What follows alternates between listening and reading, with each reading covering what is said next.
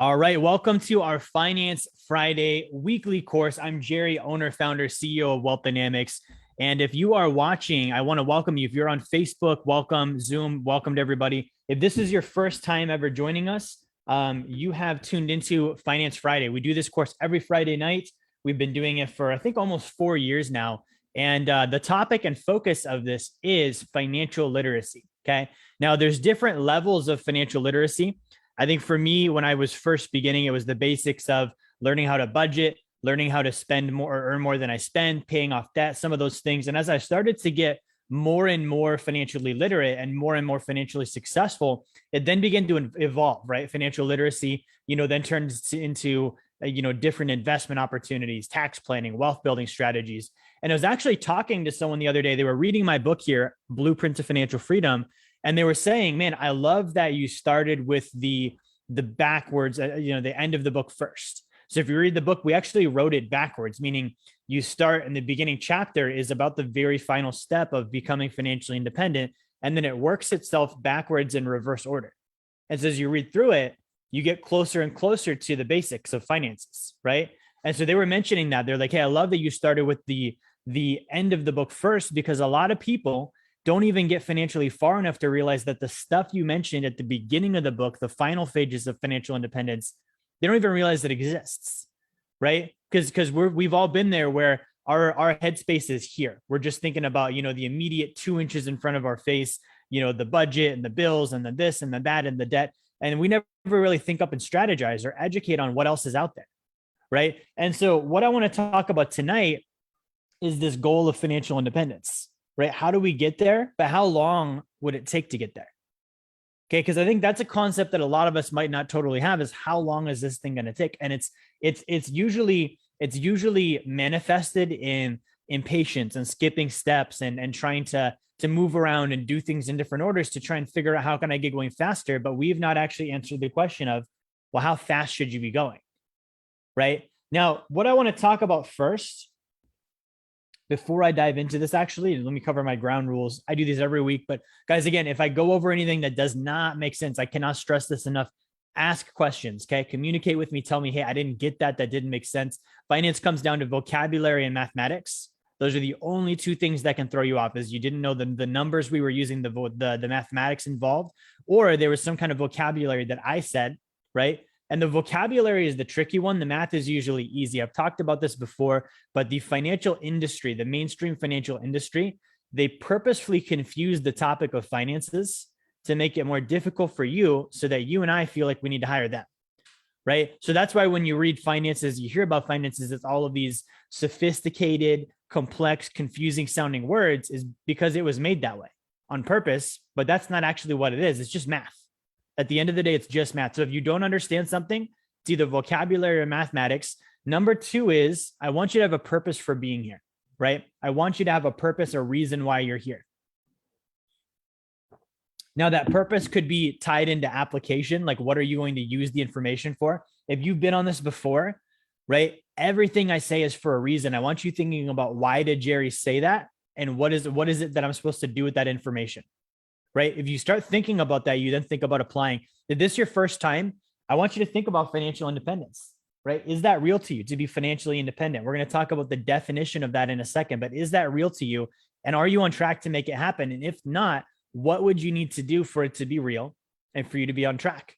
Okay. And then third, I want you thinking about being a producer, not a consumer, right? Consumers, they watch, they take, they indulge. That's fine, right? But this is the equivalent of, like I've said before, going to a financial gym. You're here to improve your finances, right? So I want you thinking about it from the standpoint of, okay, how am I going to produce with this information? How can I contribute? How can I be, a high communicator in the comments, asking questions, contributing to the lesson tonight? And obviously keep it positive. Don't need to say that, but I'll go ahead and mention that. And I want to jump into this. Now, what is financial independence? That's the first thing I want to answer, okay? Financial independence, we break it down as PI greater than SET. Okay. So passive income, PI, passive income greater than savings, expenses, and taxes. That is the literal mathematical equation for financial independence. It's PI greater than SET. So if I'm trying to achieve financial independence, I have to define that. Okay. Now, again, it's passive income. right? Income we've talked about before happens on a gradient scale of active to passive, right? Like there's no absolutes, right? So there's no such thing as, like absolutely active where you've reached the pinnacle of active income. You can get more and more and more active with your income, right? More and more time being traded for the income. Then there's the passive side. There's no such thing as absolutely passive income. You can get more and more and more passive, which means less and less and less active, right? But with this definition of passive income greater than savings, expenses, and taxes, it makes sense that the more passive, the better. Okay. And so I want to hit this first because the income we're looking for is as passive as we can get it, the least amount of time being traded, because we're trying to break the cycle of trading time for money, right? Serving the 40-year to life sentence, trading time for money, 40 to 60 hours a week. Okay. That's what we're trying to break out of. Okay. So that means that we can't do stuff that's active. When we get to investing, which we'll talk about in a little bit, if it requires my time, I'm not doing it, right? I'm not landlording. Okay. I'm not managing an e-commerce store. I'm not going to be the owner, sole proprietor of a storage unit, right? I'm not going to be a flipper. Like none of those things are passive. Those are all active sources of income, right? Now, apples to apples comparison, if it's going to take my time, meaning it's active, let's say I'm a landlord or a flipper or a whatever, I have to look at, is that the best use of my time? It's no longer a comparison of passive income. Is this the most effective thing I can do with my time? For me, the answer is no. Okay. My time at this point in my life is worth more than $1,000 an hour, right? Which means if whatever it is I'm doing is not netting me more than $1,000 an hour, I'm not doing it, whether it's a business opportunity or the dishes, right? So when we're in this corner of active, we have to figure out, okay, if it's not passive, it's active. If it's active, there's opportunity cost attached to my time. Therefore, if it takes my time, it's taking me away from my production, right? If you're in business, or you're a salesperson or an entrepreneur, or even you're on salary and your time is directly affected by your wage, right? And there's a direct correlation there. Active is active, right? So that's the first thing we've got to look at. So making $500 a month as a landlord is not passive income, nor is it worth my time. If my time is worth $1,000 an hour, $500 a month does not compensate that for me, right? Passive, on the other hand, good. That does not take much of my time at all. That's why I love doing my private lending deals. It's not, like I said, there's no such thing as entirely passive, but it's about as passive as I can get, right? So I get a check in the mail every month for my interest check that I get from these lending deals that I do. And that's it. I don't have to manage the property. I don't have to look at, the tenants' backgrounds. I don't have to clean anything up. And literally they pay me. That's it. Right. And so that's very passive. So we're looking at that passive income greater than savings, expenses, and taxes. Right now, what I did here is I just wanted to take an average case, average income, average family. Let's say that their current, if we're trying to solve this savings, expenses, taxes, let's say in the future that their passive income goal is $15,000 a month, right? Passive income in today's dollars. Okay. So that's the today's dollars number. That's made up of, again, they don't have debt and they have very little in taxes, right? And we've got their housing costs way down because they've got a home equity line of credit. They're spending $6,000 a month basically on housing, food, entertainment, travel, whatever it is they want to do. That's basically money they can just have fun with and blow every single month, right? There's no credit cards there. There's no car payments. There's no student loans. There's none of that. Okay. They're saving about $6,000 a month. This would be, again, 40% of 15K, because we talk about saving 40% of your income. And I'm showing their taxes on the high side. I said, okay, let's say they're paying 20% in taxes between, state and federal. Okay. So that's about 3,000 a month. So their 15 grand a month passive is made up of that. Currently, while they're working, let's look at a $90,000 a year income. And what I base that off of is, okay, if they're living on about 6K a month, and then they're paying about 3,000 in taxes. Right now, that 6K a month probably does represent debt. They're not spending the money on luxury. It's on, obligations, right? So that's about an average household is 90,000 a year current. Some people are above that. Some people are below that, but that's very average. Okay. So let's look at from phase 0 on the blueprint to financial freedom all the way through to phase 6, financial independence, passive income greater than savings, expenses, and taxes. How long will it take them? Okay. Now I want to preface this with, this is going like bare bones minimum. Like if this person basically just does the 3 or 4 things we ask and nothing more, show up, work hard, listen, and don't quit. Those are the 4 things we ask of all of our clients. Show up, listen, work hard, don't quit. If you do just that, that's what we're looking at. We're not talking about they started a business or, they 3x'd their income or, they had an inheritance or anything like that. We're just saying they made 90 grand a year. They showed up, they worked hard, they listened, and they didn't quit. How long did it take? Okay. So phase 0, right? So phase 0, and if you're looking at the blueprint to financial freedom, phase 0 will take them about 1 week. Okay. On phase 0A. Phase 0A is doing the PFP, the personal financial purge. Okay. And that's basically a course that you take initially when you start out with us that helps you get on a budget. It helps you plan out your income and your expenses. It helps you purge yourself of bad financial behaviors that are represented by the transactions in your financial life. Okay. So if you do that course, like really do it well, that shouldn't take more than a week, right? Some people do this faster, like they'll do it in 2 or 3 days. Some people drag this thing out for months, right? So I want you to realize, like, just with that, this one course could take you a week, or it could take you a month, or it could take you several, but it's up to you, right? And that's how subjective the speed is on this. If you want to go fast, you're going to have to go fast. You're going to have to get stuff done fast. If you're going to go fast and you want to go fast, but you're going to move slowly through things and you're going to, not finish, projects, you're going to take forever on courses, you're going to drop communication on your services, you're not going to sign your application, whatever it might be, that's fine, right? Not really, but let's say it is fine. That's going to make you take longer, right? Ultimately, that's going to make you take longer. So phase 0A should take you a week. That's pretty average. Phase 0B and C, 0 days, right? 0C is signing up for Mint Builder. That's our gold and silver subscription. You start saving in real money rather than currency. That's instantaneous, right? Phase 0E, which is paying off consumer debt, 4 years maximum. Okay. And again, that's if you do nothing but just the plan, right? It should be much faster. Like if you're really following and listening and working hard and doing everything you should be doing, it should be like 1 to 2 years if you have consumer debt, even sooner if you're doing a great job. At the maximum, though, 4 years. So let's say it takes the maximum of 4 years, right? Phase 0F, which is credit repair, credit building, credit funding, all things related to building top 1% credits, that'll take you a year maximum, right? So if we look at phase 0 on the blueprint to financial freedom, all in, if I go as slow as I possibly can go, this is going to take me 5 years to get through. Okay. Now, that sounds like a long time. 5 years is not a long time. You're going to live till you're probably 90. So 5 years is very small in comparison to your total lifespan, right? But when I think about my goal of financial independence, I don't like trading time for money. So 5 years might feel like a while. And I might be like, man, I want to go faster than that. How do I get this done sooner? Okay. Comes down to this: train more and faster, right? Do your ancillary stuff like Mint Builders and different services you have with us. The ones that don't have time involved in them, do them immediately. Don't add time to something that doesn't have time in it, right? If it takes 0 days, but you wait 3 months before you do it, it took 3 months simply because you made it take 3 months, not because it took 3 months, right? The debt, that's another one. How aggressive do you want to be with this? If you don't want debt, let's hammer it out.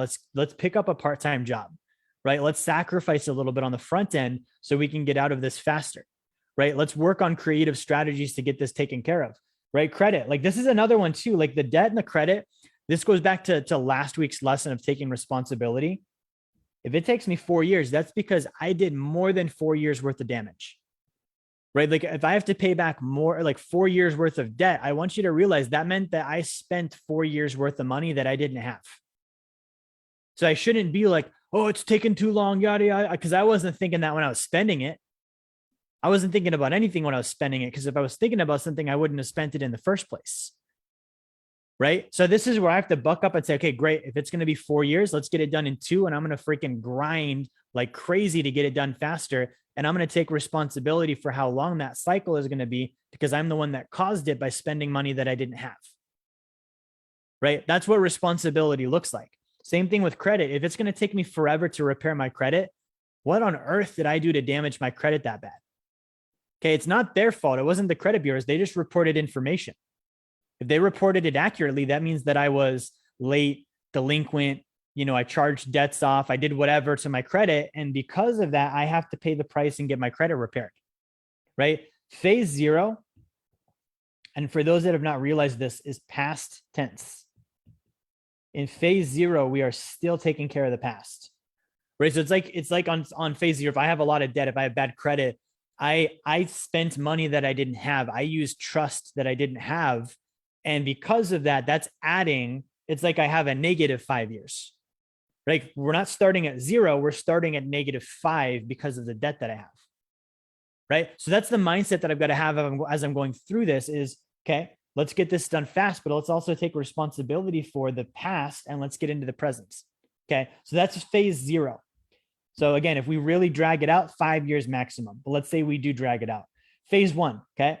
Phase 1, we're looking at building up 6 months worth of reserves. Let's say that we really go slow at this. Like we just save the bare minimum that we can. We still try and remain comfortable. We still try and go on vacations. You know, we're still trying to you know, impress the neighbors a little bit and do this and do that. Okay, well, that might take us 2 years then to build up a 6-month emergency fund or reserve fund inside of our sacred account, inside of our life insurance. Okay, now 2 years again might seem like a lot. It's really not in relation to how long you're going to live, but 2 years is kind of a long time still. Okay, so what this comes down to is if I want this to be like less than 2 years, I have to put more of my income aside, which means one of two things, right? Or both of them. I have to earn more so that I have more surplus, or I have to spend less so that I have more surplus, or both. And if I do both, then I have more money to set aside, more money to build up my reserves with, right? So that's this one. This is our 6-month reserves. Phase B, this is our long-term disability income security, handling all of our insurances, liability protections, everything like that. If I drag this out, again, this will take 3 months. These are all things that I can sign up for instantaneously. Some of them, they have to do underwriting and there's medical examiners involved and different things that have to happen. So inside of that, sure, there might be some time involved, but how fast did I sign up for it? How fast did I get the application back? Did I dawdle and drag my feet when the quotes were sent to me? Did I add time where time did not exist? Right? Because if I did, then it's going to take longer. And then it's going to be more than 3 months. And then I'm already, 5 years into this, 2 years into this. I'm already 7 years into this. Do I really want to be the person that takes 7 years to get out of debt, get 6 months in reserves and get my insurances and my protections? Okay. Now, I'm not going to say that that's bad because most people aren't going to do that at all. So 7 years to do something that's going to take most people forever and they're still never going to do it is still progress and it's still a win. Maybe it's not the goal that we're trying to get to yet, right? But again, how fast do I want to go? Let's move into phase 2, right? Phase 2, we're now getting into some of the exciting stuff. So phase 2 is, again, we're breaking out of the financial traps. We're getting rid of Wall Street. We're getting rid of the banks. We're getting rid of the IRS. We're taking them out of our lives, okay? Because they take chunks of our income away from our control. And it builds wealth for them at our expense, right? So phase 2A, this is me building up a down payment for my house, for my primary residence, to either purchase or refinance my house with a home equity line of credit. So I need to build up 10% in reserves if I don't already have that. So let's say that I don't already have that. And now, again, I'm out of debt, right? That's taken care of. I've got my 6 months of reserves. That's taken care of. And so I just have free cash flow now every month that I can swing away at this 10% that I'm building up. If I do this correctly, and again, nothing more, nothing less, it's going to take me about 1.75 years to build that up. Okay. 1.75 years to get my 10% down payment for either the purchase or the refinance on the house. Now, if I didn't need to do that, I didn't need to do that. I know some clients, they get to phase 2 and they're like, hey, I already have the loan to value ratio that I need for the property, so I don't need to do anything different. We can just jump right into it. Okay. But let's say that that's not the case. Phase 2B is the estate plan. This is putting together my will, my living will, my healthcare directive. And honestly, on phase 2, when you're a client, you're working with me at this point directly, myself and my executive just one. When you're working with us on phase 2, we do the entire phase at once. On phase 2, it's big boy time. It's not, we're going to do phase 2A and then wait, and then phase 2B and then wait, and then phase 2C and then wait. No, we're going to pay for them all at the same time.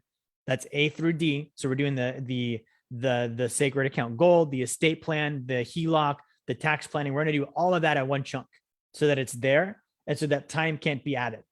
Okay. Because what happens is we start getting comfortable. We were like, oh man, I've got this $2,000, this $3,000 a month. I've got 6 months in reserves. That's awesome. I just want to start building it up and storing it away and not doing anything else because I feel really secure when I build up more in my reserves. Okay. Well, that's awesome. But if it takes you longer again to sign up for things, then it takes you longer to do your phase. So we sign up for the entire phase all at once. So if we do this correctly, phase 2B will take a week, right? Doing the estate plan, we meet with the attorney once. We then go back, we get all of our beneficiary stuff changed over. We get all of our paperwork in order. She's going to give us the homework, and then we're going to do basically the finalization on our trust. That shouldn't take more than a week. Phase 2C, this is the HELOC, right? This should not take more than 90 days. When I'm on phase 2, qualifying for it, executing on it, getting it in place, that should take 90 days, right? Now, if it didn't, then here's why. This is why we don't skip steps. If it didn't, it's because either I don't have enough in reserves, right? My debt to income ratio is too high, or I've got bad credit. Or I'm not earning enough income, but that kind of plays into the debt to income ratio. But it comes down to really those three things. So if I skip and I'm like, oh, let me do the HELOC, and I jump right into it. Okay. Well, my credit could be terrible. So then the HELOC is going to take longer, right? I need to fix my credit before I do the HELOC. I could have too much debt, which then I can't do the HELOC till I pay off or pay down the debt. Or again, I don't have them enough in reserves. They're going to want a certain amount in reserves and savings if they're going to give me the line of credit. This is not a normal mortgage, right? So if I don't have those three things taken care of, then the HELOC may not happen, which is why we have you doing those three things before the HELOC. See, like everything here has a method behind why we do it. So that should take 90 days though. And then tax planning, phase 2D, this is tax planning. 90 days max. Like we're building a tax plan. We're going over it with you. We're executing on the tax plan, 90 days to do all of that. Okay. Now, again, this is another one that we do not want to switch around on this. Let's say that we're like, phase 1 and we're like, oh man, I want to do the taxes here. I'm going to do tax planning because I hear about, how taxation is theft and the IRS is evil and I want to pay zero in taxes. So I do all this tax planning, right? Well, now I'm showing zero income on my tax return, which is awesome. It's great. I don't have to pay taxes. But then I go to do the HELOC and they say, let me see your tax return. We need to see X amount of income and we need to see a certain debt to income ratio. Okay, well, if I have zero income, what's the bank going to think? They're not going to be like, oh, sure, here's, $900,000 for your loan. They're going to be like, no, you have no income. And you're going to say, well, yes, I do. And they're going to be like, well, your tax return doesn't say it. You're going to say, trust me, I have it. And they're going to say, well, you can't show us on a tax return. You can't get the loan. Right. Or even if you didn't have zero, you just reduced it down lower than it was last year. They're going to say, look, your income dropped. That's concerning to us. We're not going to approve you for the loan. Right. So these are things we do not want to switch around. Okay. We'll get to that in a second. But let's say we do all of this that we've talked about. And again, we're not going super fast. We're not going super slow. We're just playing the average game. We're showing up. We're working hard. We're listening. We're just not quitting. 2.25 years to get through. Okay. Between, again, saving up our down payment in gold, doing our estate plan, doing our HELOC, and doing our tax planning, right? 2.25 years. Phase 3. Okay. We're in phase 3. The purpose of phase 3 is to incrementally start buying our time back. We're gaining passive income here by doing private lending deals, different investments that pay us real passive income. So part of this is a couple of things. We're trying to go from phase 3 to phase 4. At phase 3, we are what's known as a sophisticated, or sorry, I'm getting ahead of myself. We're known as a qualified investor. Phase 3 is a qualified investor, which means we're basically qualified to start investing. Meaning we've covered all of these prerequisites from phase 2 and everything above it. Okay. So on phase 3, we're a qualified investor. We can start investing, like I mentioned. Well, in phase 4, we have to qualify as what's known as a sophisticated investor. Okay. Which means we have a net worth of at least $250,000. We're saving 40% of our income, right? We have not skipped any phases prior to this. And also, we're a sophisticated investor. I mean, we've done enough of these investments to say, hey, I'm sophisticated.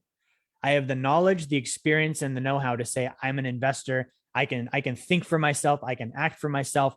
And I feel good about this. So I believe that that's about 3 to 5 deals. If you do 3 to 5 deals on phase 3, private lending deals, that gives you sophistication. You've done enough of them to say, hey, I've got some notches in my belt.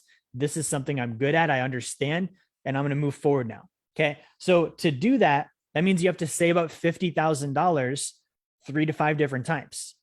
and put that into deals 3 to 5 different times. If you really push, you can do that in 3.5 years. Right. And again, like you're doing all the right things. You're not being super aggressive. You're not, like just show up, work hard, listen, don't quit. 3.5 years to go from qualified to sophisticated. Right.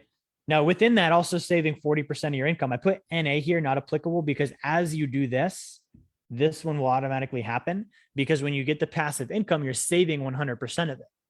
Right. That's part of listen. We tell you just save 100% of it. Okay. Now, if you don't listen and you're like, well, I'm going to do it my own way, I'm going to spend part of it, or I'm going to, give part of it away, or whatever it might be, then it's going to take you longer than 3.5 years. Right. Again, show up, work hard, listen, don't quit. 3.5 years. Phase 4, sophisticated investor. This is a big milestone. For me to get here, as a byproduct of getting through phase 3, I am on now phase 4. Okay. So technically it's boom, as soon as I'm done. Some of these sophisticated investments, we're going to set up different tax shelter trusts, tax reduction trusts. And that's going to maybe take a 60 to 90-day window to like build those out, fund them, design them, etc. Those are bells and whistles, but to actually be a sophisticated investor, it basically happens instantaneously. Again, as long as you have 250K net worth. Let me make my 5 a little more legible. 40% savings. And you actually are sophisticated. As long as you did these 3 things, you're good, right? So all in all, you should be able to get through phase 4 in 90 days. Okay, super quick, boom, get it done with. Okay, now phase 5 is where you become an accredited investor. Okay, in Wealth Dynamics, this means that you have a $1 million net worth, not including the value of your primary residence. And also you've done every single blueprint step and phase prior to this. Okay, so this is one where, it might take some time to get to. The pitfall that can happen is you cut corners, right? You cut corners just so that you can show on paper, okay, good, $1 million net worth checked off. And then you come talk to us and you're like, I'm ready. And we do a review and we're like, hey, you skipped this and this and this and this and this. And now you're going all the way back to phase 0 because you skipped something there. And then you're going over to phase 2 because you skipped something there. And then you're going over to phase 3 because you skipped something there. And then we finally get you caught up, and that's added time because we cut corners, right? Don't cut corners, like go through the full thing.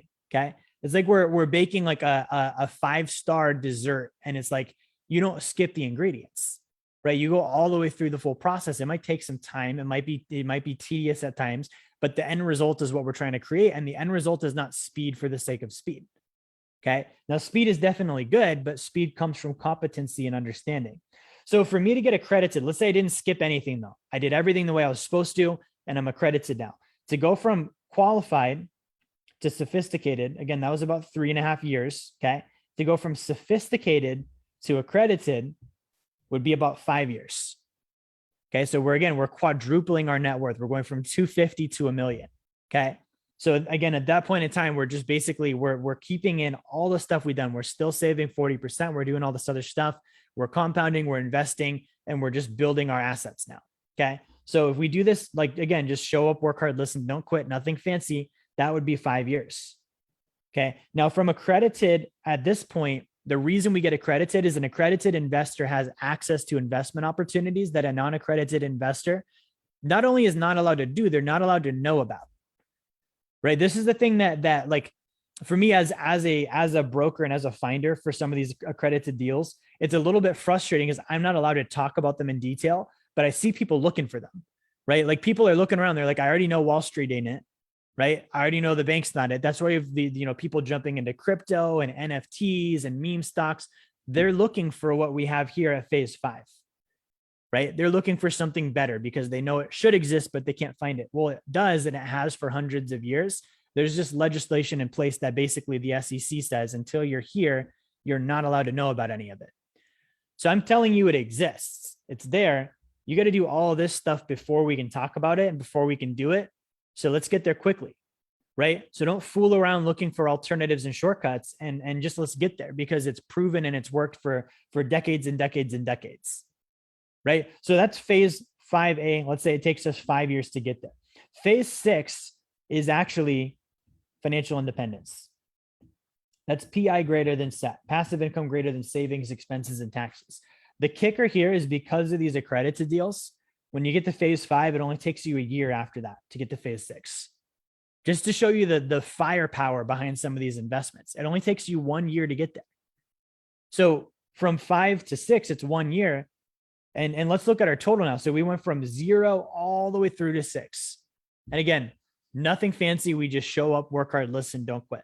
Okay. We don't earn extra income. We don't get pay raises. We don't do anything extraordinary. We just do the bare minimum of what's expected. Okay. If we do just the bare minimum, this plan that we just talked about tonight took 20 years. Okay. 20 years.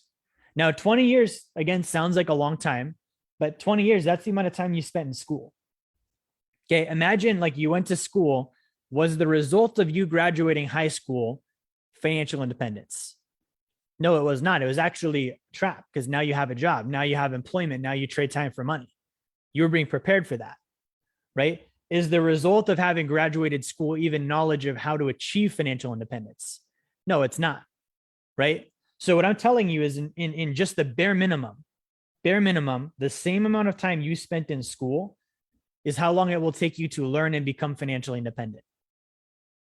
Okay. So this is one of those things, like a couple of things will come to mind. A, the sooner the better, right? Like if you could start at 0 years old as a baby and start doing this stuff so that when you were 20, everyone else was graduating high school and college and you were already financially independent, that would be super ideal, right?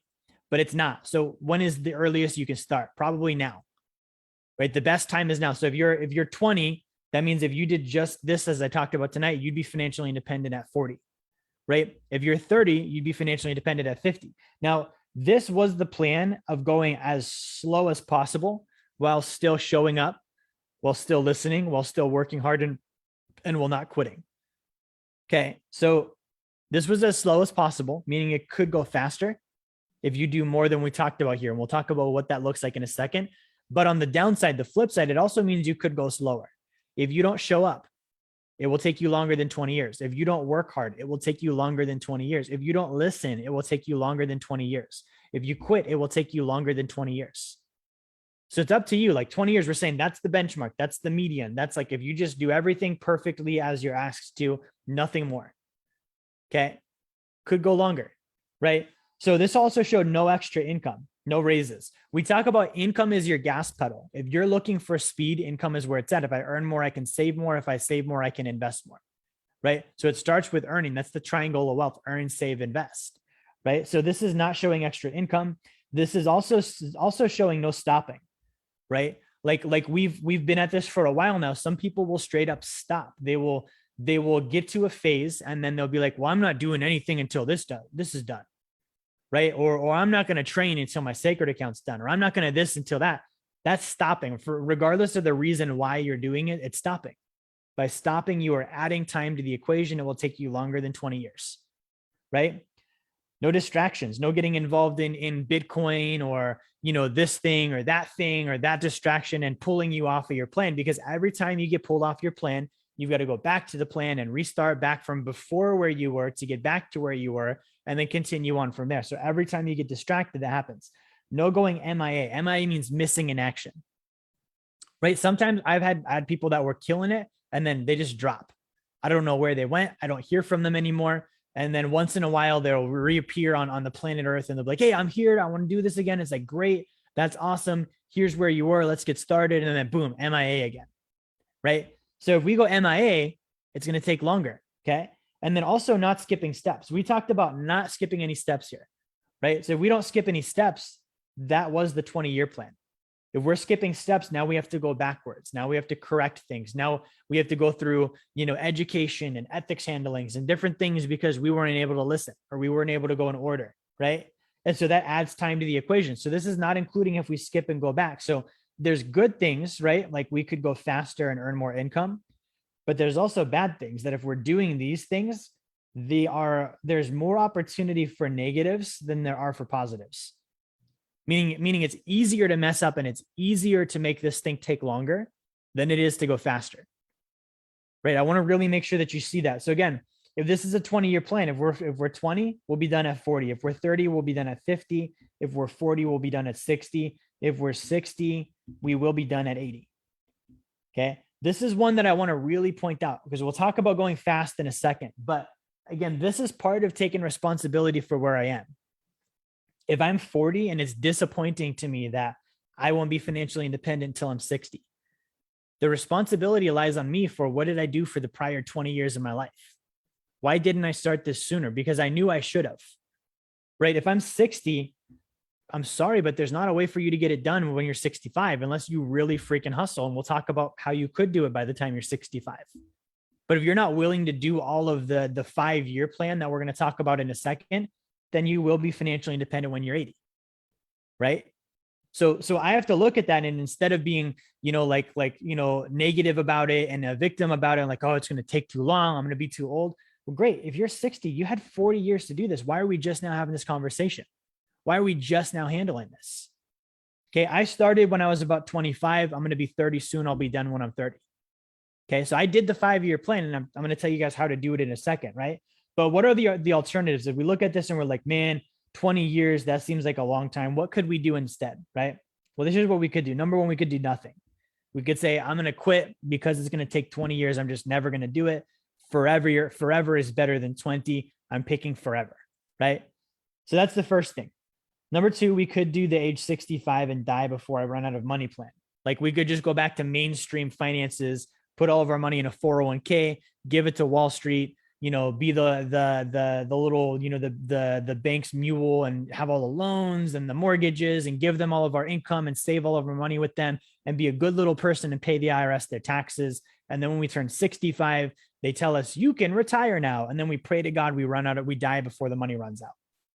That's a real plan. People may not literally pray that they die before the money runs out, but that's a real circumstance. Most people will run out of money before they die. When they do, they'll end up on welfare. They'll end up having their kids, their grandkids, their communities, their churches, their governments have to take care of them because they didn't actually become financially independent. They did the nest egg, right? The nest egg doesn't work. If it did, the stats wouldn't look like they do right now. Okay. And then number three, we can simply move faster. Suck it up and move faster. Okay. That's what I did, right? Because I looked at, for me, if you don't know my story, when I was 21 years old, my mom died of colon cancer. Okay.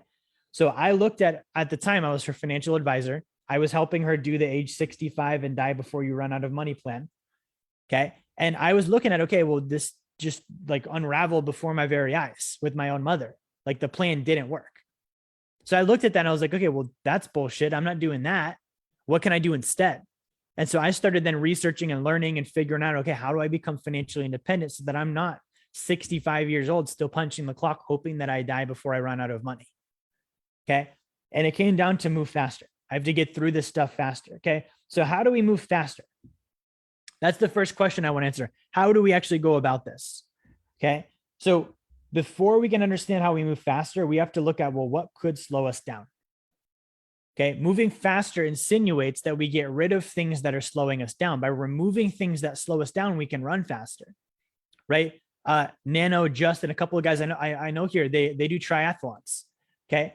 Who's going to be a better runner, biker, swimmer? The guy that's running, biking, swimming with just his body weight, or the guy carrying around a 50-pound backpack the entire time? Okay. I'm not talking about practice. I'm talking about during the triathlon. Okay. The guy that's just running with his body weight, swimming with his body weight, biking with his body weight, if I'm holding on to extra things, they're going to slow me down, right? So what are those extra things and how do we empty out the backpack? Okay. So basically here's what we're looking at. The first thing I want to look at is on what could slow us down is what I call the big four, right? The big four are the things that can slow us down. The number one big four is irresponsibility, blame. Okay. Blame is the number one thing that will slow us down. It's going to make it take longer, saying it's your fault, it's their fault, it's the economy's fault, it's Joe Biden's fault, it's COVID's fault, it's the Democrats, the Republicans, it's the white people, the black people, the Asians, the Europeans, the Middle Easterns, like whatever the blame is. It's my past, it's my future, it's my age, it's my size, it's my health, it's my this. That's all irresponsibility. Any reason that I come up with for why I can't do it, why I'm not doing it, why I haven't done it, is irresponsibility. And it's going to be the thing that slows me down. It will be rooted in every single issue that comes up, right? Skipping steps, somehow rooted in irresponsibility. I don't want to be responsible for that step, so I'm going to try and skip it, right? Like, that is true. That's the truth of the matter. Not studying, that's a form of irresponsibility. I don't want to have to confront the information. It takes too long. I can just ask Jerry. I can just text this person, email that person. So I'm not going to be responsible for studying. Right? Like that's what it comes down to. And that's a hard mindset to embrace. But guys, I'm telling you, it's the most freeing mindset in the world because nobody can take that away from you. That is real power. Okay. And that's the thing is people will try and take it away from you. Banks, Wall Street, the IRS, they want you to be irresponsible. They will give you every single out that you can possibly have. And they're enticing and it's interesting and it looks easier. Okay. So Justin said in the comments, embrace the suck and keep going. You have to be responsible, take responsibility. And it's not like the responsible, like, did you do the dishes? No, it's okay. Here's my world and my environment. What else can I be in control of? What else can I say? No, that's up to me. I'm controlling that outcome. I'm controlling that outcome, right? That's what I'm saying when I'm saying be responsible. So irresponsibility is the number one thing on the list of the big four that will slow us down. The other one is illiteracy. Okay. You cannot out earn, out save, or out invest illiteracy, financial illiteracy, not knowing how money works, not knowing the truth about money. I know some of the highest earners I know, financially illiterate. They'll never be wealthy. They'll earn a lot of income. They might have a lot of money in the bank, but they'll never be financially independent because they're financially illiterate. Same thing. I know some people that are great at saving. They can penny pinch. They can take a dime and turn it into $10, whatever it might be. They're still financially illiterate. And again, illiterate meaning on a gradient scale. There's, less literate, more literate. They might be literate on like how to get a good deal at Aldi's, right? But they're not literate on like, okay, how do I get 0% taxes? Okay, how do I find a real passive income deal that's not some random realtor's cousin's buddy who flips houses, right? Like that's the thing that we look at is illiteracy. Do I understand about the truth about money? And understanding is an active thing, so it's a constant state. I should always be learning. I still study money today. I still study finances today. I didn't check the box off and say, I wrote Wealth Dynamics University in these books. I know everything. I'm done. No, I still learn about it every day. Just an hour ago, I was looking at tax strategies. Okay. So illiteracy is one of the big four. Irregularity is the other one. Spontaneity, not being consistent, showing up sometimes, not really training, not really doing that, disappearing for 3 months on my blueprint, then being like, okay, I want to get back at it again. That's irregularity. Okay. So that's one form of irregularity. Another form of irregularity is being involved in irregular transactions, things that are just odd, right? Like bankruptcy, that's odd, right? Trying to buy the next, meme stock or the next Dogecoin so that I can strike a rich. That's odd. That's not how wealth is built, right? These would be irregular activities. Doing things that are unethical with my finances. That's odd. Cheating on my taxes. That's odd to do. That's an irregularity. Those types of things will slow me down. So there's irregularity, meaning I'm not being consistent. I'm not showing up.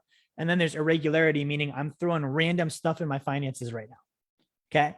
And then finally is income, not earning enough income. Okay, this is another one that I have to take responsibility for. My favorite quote on earning more income is just go earn more. There's no science behind it. There's no college degree that you need. There's no special training. Any single one of us could tomorrow start earning more income by deciding I'm just going to go earn more income. Don't have enough money, go earn more, right?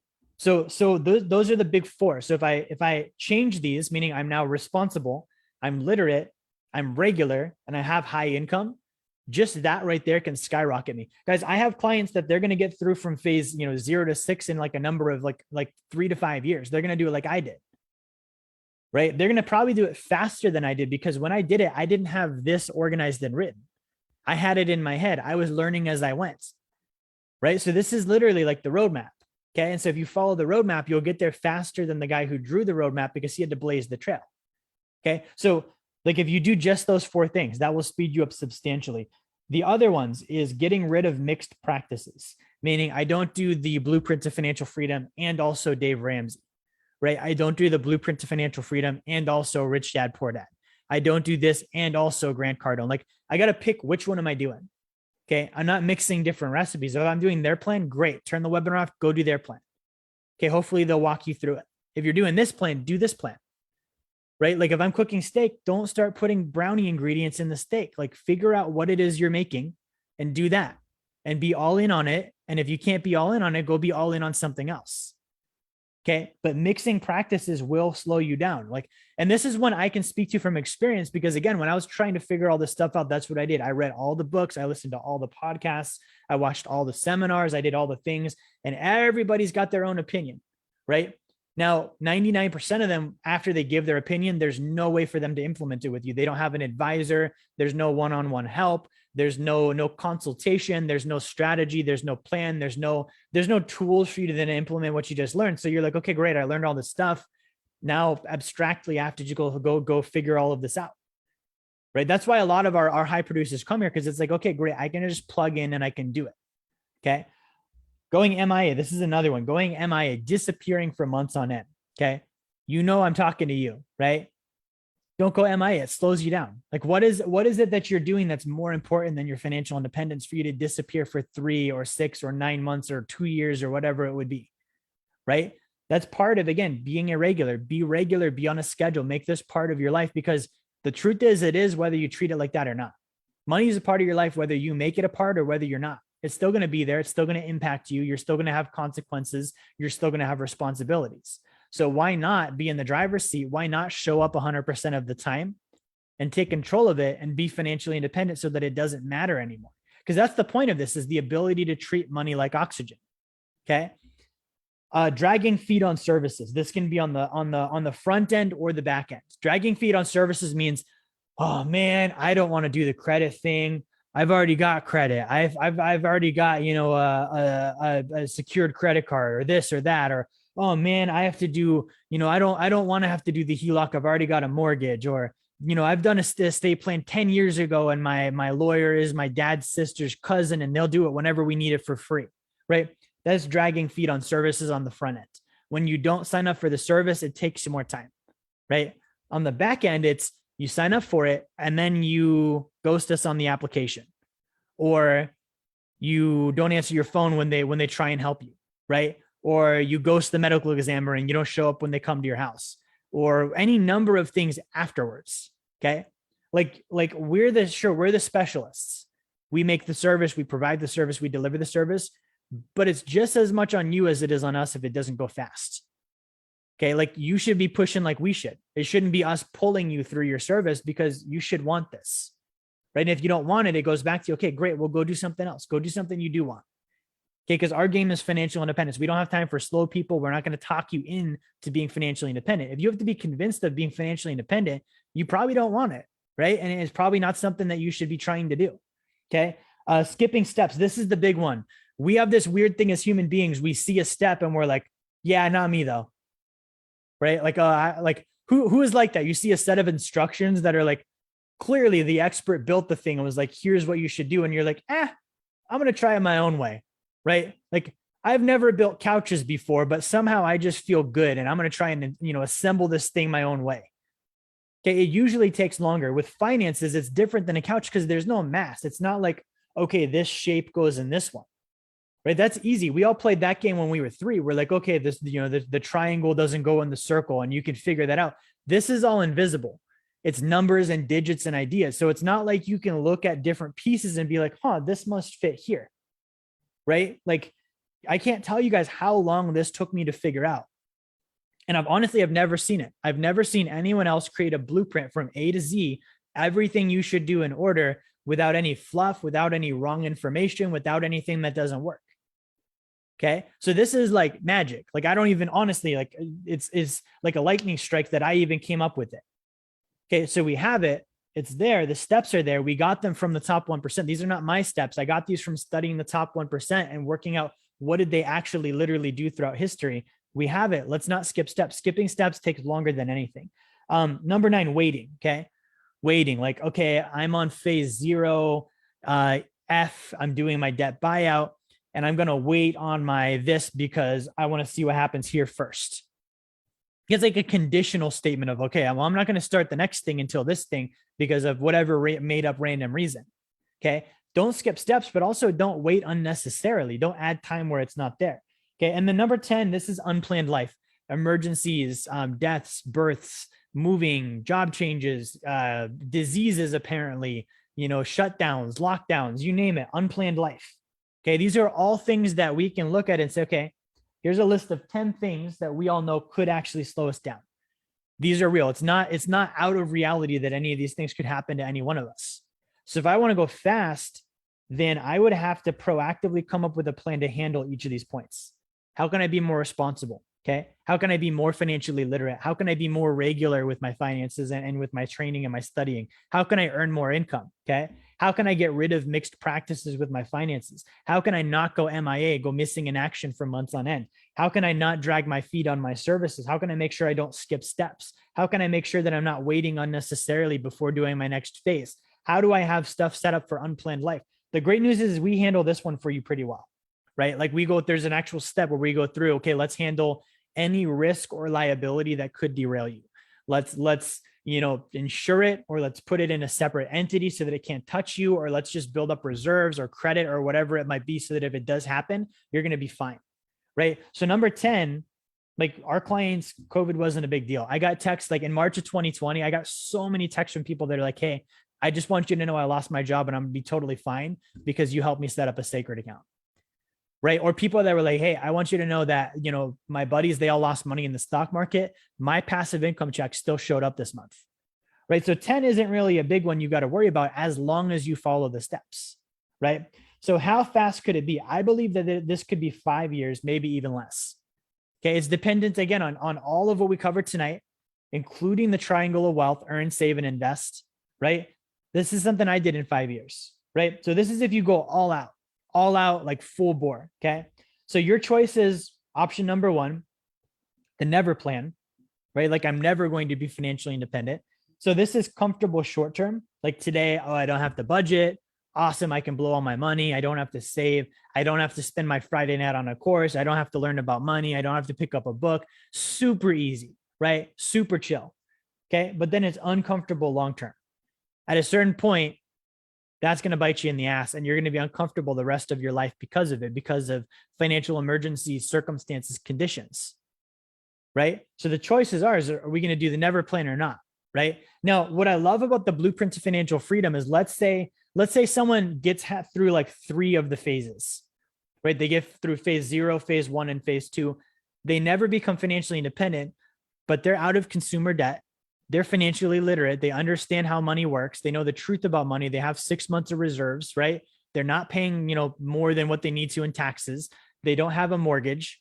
They've got a HELOC instead. Like that's a great position to be in. That's better than probably 90% of America, right? We could even say 80 just to give an extra margin, right? But it's better than the average person. And so that's great. Okay. But the never plan is not the goal. The goal is financial independence. Number 2, you could do the take a while plan. It's going to take a while, right? So this is the 20-year plan, right? 20 years is a while. If you're alive for 80, 90 years, that's about a quarter of your life. You already probably spent half of it, maybe a quarter of it up to this point. Okay. So a while isn't ideal, right? 20 years is a while. Okay. 20 years means I'm sort of comfortable short-term and I'm sort of comfortable long-term. I'm not in any rush. Okay. I'm not pushing for solutions. Again, I'm showing up, I'm working hard, I'm listening, I'm not going to quit, but I'm kind of just going at my own pace and it's comfortable and it's normal and you'll maintain that. And that's great. And you will be financially independent, but it's going to take a while. Right now, a while is better than never. A while is better than turn 65 and hope that I die before my money runs out. Right. But a while is still a while. Number 3 is the fast plan. This is the plan I like. The fast plan means that I'm going to be extremely uncomfortable for the next 5 to 10 years, financially speaking. I'm not going to be frivolous. I'm going to grind and I'm going to work hard and I'm going to increase my income and I'm going to study. I'm going to devote the next 5 to 10 years of my life to breaking out of the financial prison that I live in.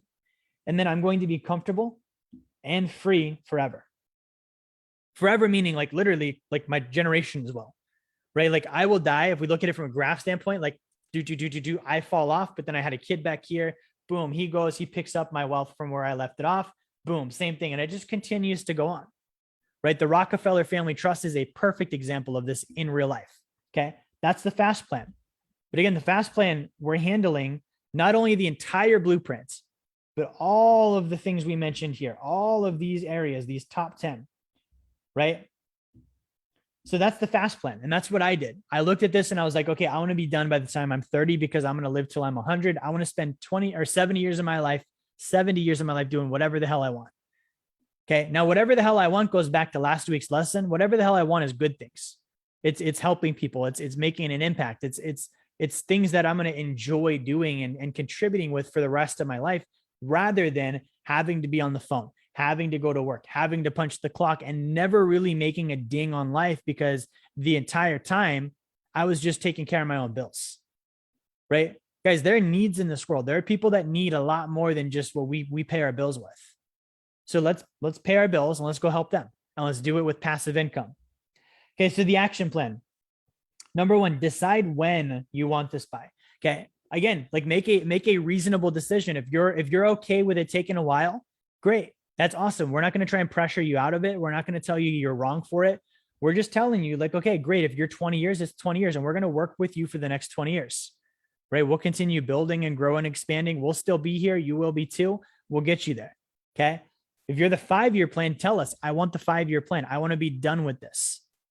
Okay. And then we're going to put the 5-year pressure on you. And if you're going to do that, you have to do everything we talked about tonight, like the entire blueprint in entirety, every single step, no skipping. All of these obstacles that we talked about are going to come up. You know, they're going to come up. Have a plan for them. We'll work with you. Okay. And if it's the never plan, be like, hey, I don't really want financial independence. I just want to get to phase 3. I want some passive income, right? Or I just want to be sophisticated. I don't want to be financially independent. I just want to be comfortable, sophisticated. Awesome. I don't totally understand that, but we'll help you get there, right? And then once you've decided when you want it by, get in touch with Wealth Dynamics and tell us, and we'll help you with your next steps. Say, I want to do it in 5 years. Good. Here's what you need to do. I want to do it in 10 years. Good. Here's what you need to do. Okay. Now the trick answer is what you need to do is not going to change. What you need to do is your next blueprint step. Okay. But you need to do it with the show up, work hard, listen, and don't quit. And you need to do it with without irregularity, without a responsibility, without illiteracy, without lack of income, right? And you need to do all the other things we talked about tonight. And we'll help you through that and hold you accountable to it. And then number 3, do everything you can do. This is something I love. I got this from a guy named Art Williams. This was way back when I first started my career. And he has a phrase that goes like this: all you can do is all you can do. Right? And people usually use this phrase as a cop-out. They're like, oh, I'm doing all I can, or I'll do what I can do. Great. All you can do is all you can do. Meaning, like, if I'm doing all I can, then you're doing all you can. Like if you're not doing all you can, then don't say you are. Right? So we're telling you, do all you can do, everything that is in your power. And again, if I increase my responsibility, everything is in my power. Right? I can do everything to become financially independent. But don't use this, oh, I'm doing all I can. I'm doing all I can do. Oh, I'm going to try my best. It's like, okay, great. If you're trying your best, you're trying your best. You see that? Like that would be your best. It wouldn't be a cop-out. It would be a true statement of I'm giving forth my best effort. Okay, so that's all we're saying. And then again, show up, work hard, listen, and don't quit. Okay, and then I'll add follow the blueprint of freedom, financial freedom, just because I'm a Nazi about follow the B2F2. Okay, you do those couple of things, we're golden. It'll happen. Okay, so guys, what I want to do is I'm going to open this up for questions. So if you're on Zoom, drop your questions in the chat feature. If you're on Facebook, throw them down in the comments as well. Again, if this helped you tonight, be sure and share the stream, get it out there. All right, let's see what we have on Facebook tonight. Good to see everybody. We have got Justin and Sean tuning in from Florida, land of the free. Justin, don't tell me you didn't feel that freedom when you landed tonight. Jessica, good to see you. Jessica said, do we have to wait until we have 6 months reserved before disability insurance? So that's a good question. So Jessica's asking on phase 1. Okay, so on phase 1, and this is the case with a couple of these, right? On phase 1, we're building up our 6 months of reserves. We're also doing our disability. Some of these things we can apply for and do in tandem, right? So if I know it's going to take me 6 months to build my reserves, let me go and apply for my long-term disability insurance now, knowing it's going to take 3 months to get approved so that it's there when it's ready, right? So some of these things we can get a leg up on, and that can also shorten a little bit, because I think I added these like linear, right? Phase 2 would be another example. Like I could do my tax planning and my HELOC at the same time. Doesn't have to take 90 days plus 90 days. It could be the same 90 days, right? So some of those things you can kind of put them together a little bit, and you can do them in tandem. Now, what you wouldn't do is you wouldn't be like, while I'm doing my 6 month reserves, let me also then skip ahead to phase 2D and do my tax planning. We wouldn't do that. But if it's like, all right, cool, phase 1A and B could be done together. Great, let's knock them out. Jessica says, still paying my college loan at 47. We do have a solution for that. I think Nano might have discussed that with you guys. Bob agrees with Jessica. Awesome. Justice says, I tried skipping steps. I thought I was at phase 2 to 3. I'm in some ways I am, but I am also now back working on a step in phase 0. You win or you learn. And I've learned that skipping steps doesn't speed up the process. I also have now a big fire burning within me to achieve phase 6. That's a great point. And to what Justin is saying, guys, like when I put this together prior to me publishing it as like a written plan, right? I knew all of the things that needed to happen, right? So technically everything on the blueprint needs to happen at some point.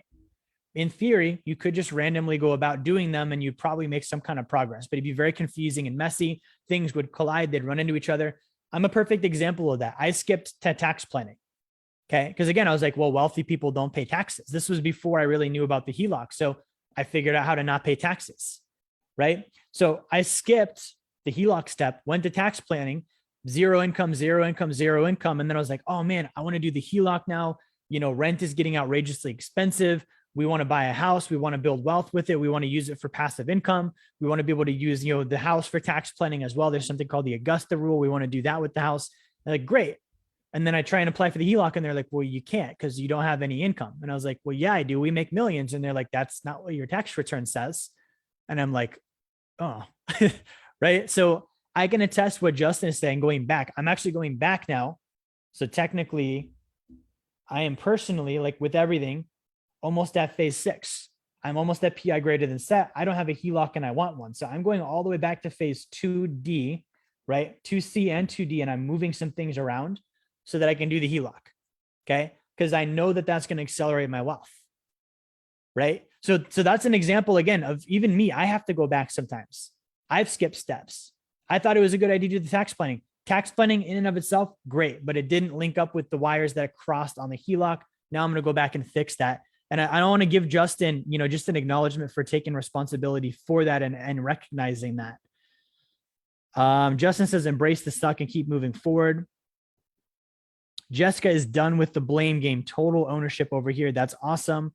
Bob says he is focused on being consistent.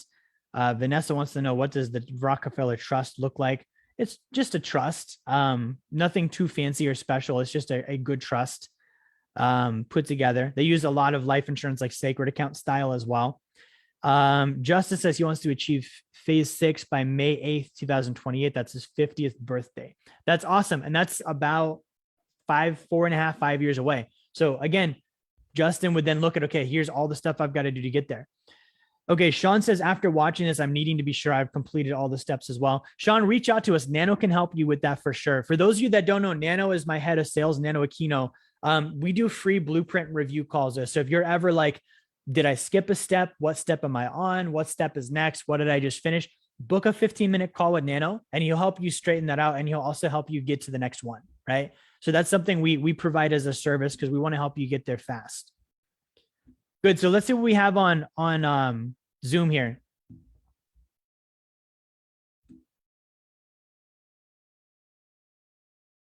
Nano says if he was in a triathlon, he wants to be using the fastest bike possible.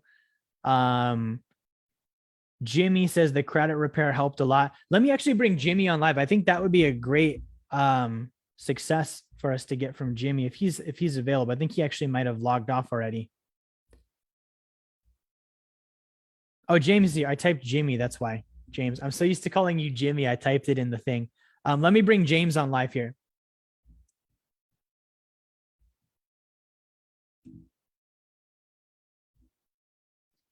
Hey, Jared, can you hear me? Hey, Jimmy, I can. How are you tonight? I'm phenomenal. How are you? I am great. Thanks for asking.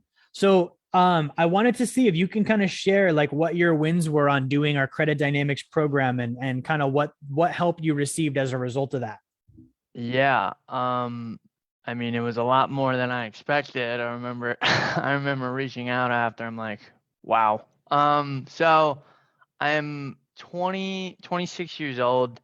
I bumped my credit from my available credit lines from 25 to 79,000 within a matter of 30 minutes. which was pretty awesome. My credit score went up by 80 points, and I actually got a derogatory remark removed that shouldn't have been there to begin with.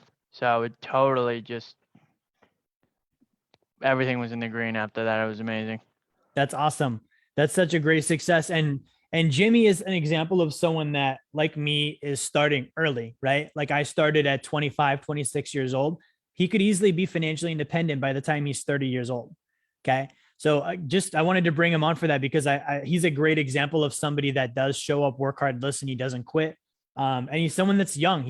There's plenty of reasons why someone that's 25 or 26 or 55 or 56 for that matter could use their age as an excuse and say, I'm too young, it's not real. Because, at 26, none of Jimmy's peers are doing that. I guarantee that they don't have 80 grand in credit. I guarantee they don't have 6 months in reserves. I guarantee they don't have passive income already. Jimmy does, right? Same thing. If you're 55, 56, like I guarantee you don't have peers that are like, hey, I'm doing this. I'm becoming financially independent. I'm not just going to, ride the coattails of apathy into death and hope that I have enough money put away. Right. So that's part of what I wanted to cover here tonight. I don't see any other questions. Let me just make sure we didn't miss anything.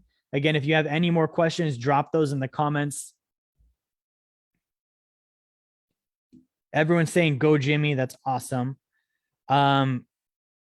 Great. Jessica Ridnow says, I'm excited to be helping our kids get started early. By the way, we have kids from 9 to 22. That's phenomenal. Guys, what I'm going to do is I'm going to tune out. So I don't see any other questions. The moral of the story tonight is this takes as long as it takes, and it takes as long as you want it to. If you decide it's a 5-year plan, you've got to put in 5-year action. If you decide it's a 20-year plan, you've got to put in 20-year action. Don't be surprised by the results you get based on the action you put in. If you don't feel like you're moving fast enough, get in communication with us. Okay. Regardless of obstacles, misunderstandings, mess ups, mistakes, whatever it might be. Right. Our goal is the same as yours. Right. So if you're on your end holding it back, talk to us. It's not like we're going to berate you and beat you up. We want you to go fast. You want to go fast. We have a common goal. Let's work on it together. If on our side, you feel like we're doing something, we're like, hey, could you speed this up? Right. Our goal is to speed it up. Let us know and we'll speed it up and we'll make it happen. I do see one more chat on Zoom. Amanda says, congratulations, James. This is my first Zoom. Thank you for this information. Running to buy your book now. Awesome. Yeah. And if you want to grab the book, guys, go to jerryfetta.com/B2F. Again, that's jerryfetta.com, my first and last name, the number or the letter B, the number 2, the letter F. That's all we got for tonight. We will be back again next Friday, same time. Have a fantastic weekend, and I will see you guys all next time.